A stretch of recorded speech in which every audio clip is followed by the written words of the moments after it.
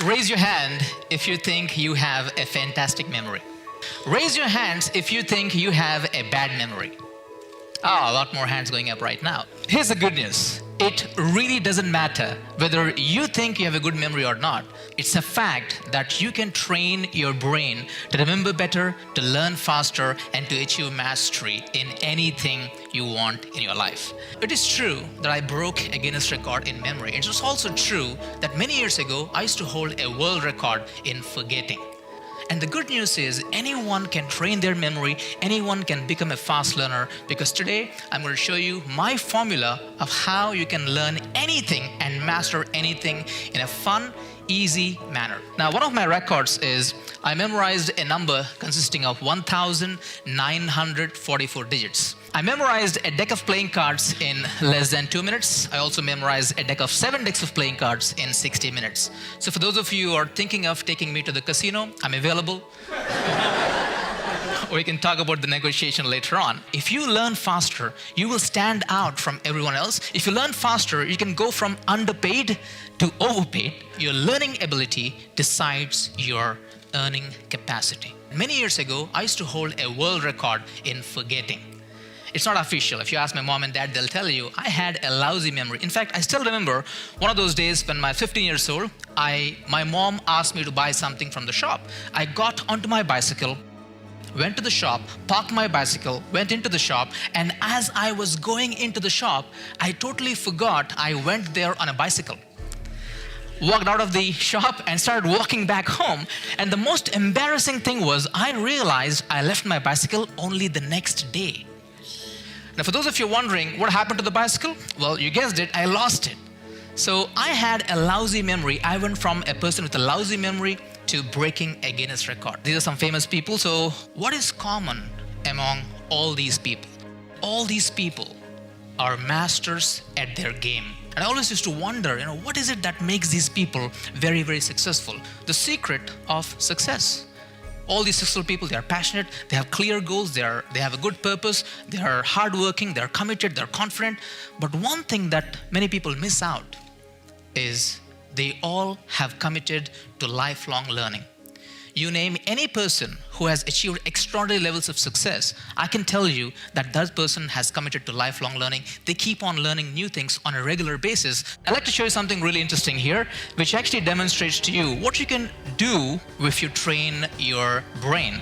Now, I would request any 5 of you, all you need to do is to write a 6-digit number on this flip chart, write it a little big, so everyone in the audience can see. So one line, a 6-digit number. So I am going to go behind the flip chart, because I'm not going to look at these numbers for the next few minutes. All right, so if everything went well, you should be having a 30-digit number on the flip chart. Is that correct? Okay, big round of applause for everyone. Thank you very much. And please have a seat, have a seat. Okay, now what's going to happen is I'm going to stand behind the flip chart. And Angela, if you don't mind, can you please call these numbers to me out loud, one by one? Yes, sir. Go ahead. 7. Right. 7. Right. 7. Right. 1. Right. 2. Right. 5. Right. 3. Right. So thank you very much. Big round of applause for Angela here. Perfect. Thank you. So what's going to happen is I'll try to recall these numbers from my memory, and let's see how it goes in the backward sequence. Challenging myself. Who knows?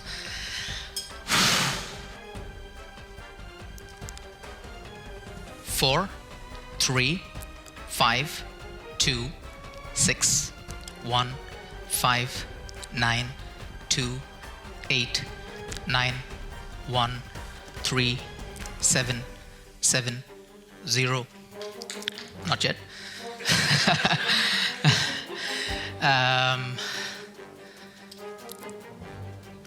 3, 0, 2, 3, 7, 6, 8, 4.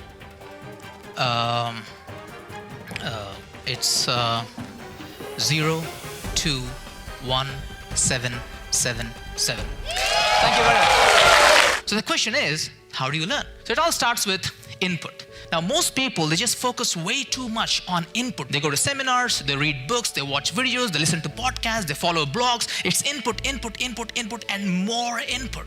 Well, there's nothing wrong with learning. The problem is, if you have too much of input with no output, what happens is you have shallow learning.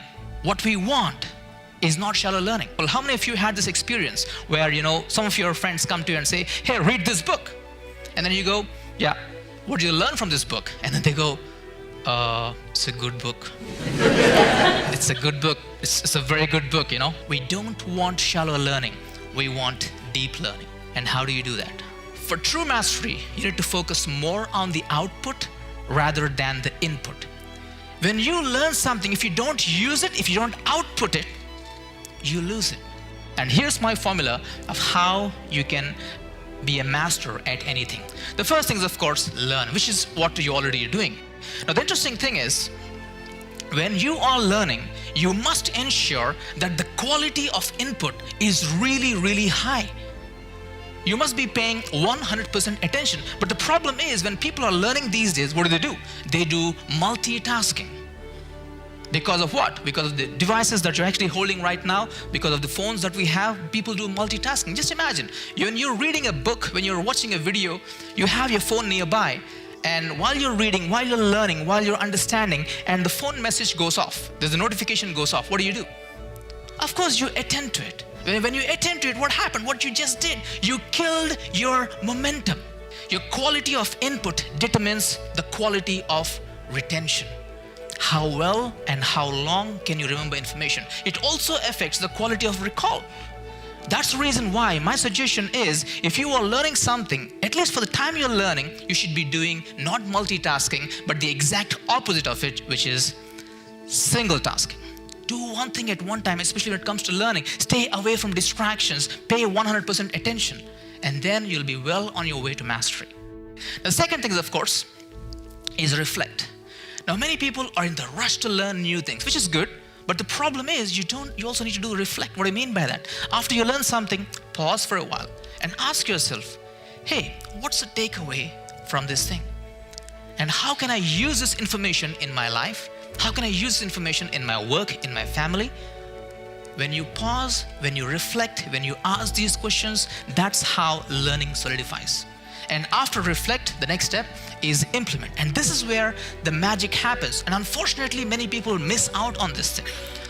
What they do is they go on learning new things, they get excited, and they feel good, they feel inspired, and they go on to learn something new. You just messed up. Now, the problem is, if you get into the habit of just learning without implementation, you know what you get?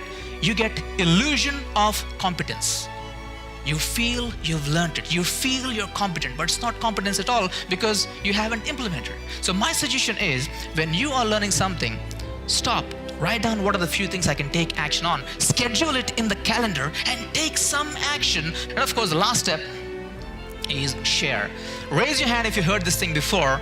The best way to learn something is to teach it. When you learn something, just output it.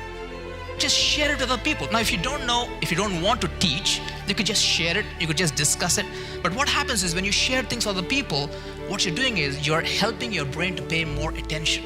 I have not seen anyone who became a master at something just by doing the input.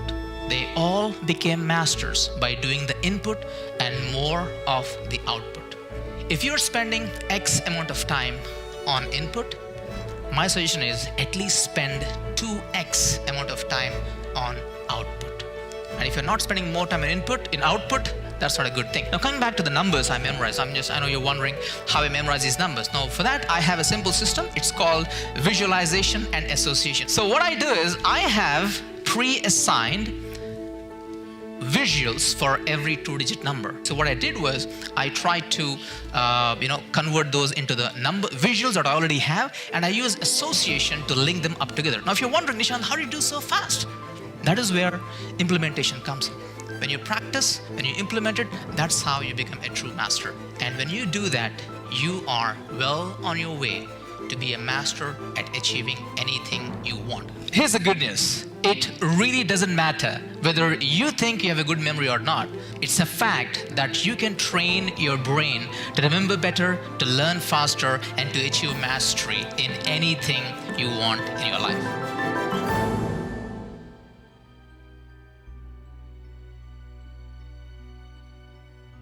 What's the point of learning something if you can't implement it and benefit from this? That is pure intellectual entertainment, nothing else.